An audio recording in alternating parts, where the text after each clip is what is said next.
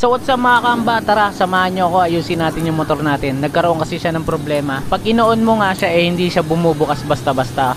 Kailangan mo pa siyang galaw-galawin. Kumbaga sa meron siyang gawi. At ayan nga, nakita nyo naman, kailangan pang galawin para lang umilaw. At tara, baklasin na natin yung headlight natin. Hindi ko na pinakita yung buong process nito. Hanapin lang natin yung ignition niya, kung saan nanggagaling yung loose connection. Palagay ko kinakalawang lang to or nagkakaroon ng umido. Tips lang sa pagbabaklas kailangan mo lang naman tandaan kung ano yung binaklas mo at yung pinaka-forma, kung paano mo siya binaklas. Ganun mo rin siya ibabalik. At dito, nabaklas na nga natin yung mechanism ng ignition niya. At may kita nga natin dito, yung pinaka-contact niya madumi na. Itong bilog na to, parang nangingitim na siya. So yan yung kailangan nating linisin. Gumamit lang tayo ng liha sa contact cleaner, solve na yung problema natin dyan. Maganda nga kung ikaw na ang gagawa nito. Bukod sa makakatipid ka na, malalaman mo pa kung ano yung mga bagay na hindi mo pa alam. At sa mga nagsasabi naman na madali lang naman yan, hindi mo na kailangan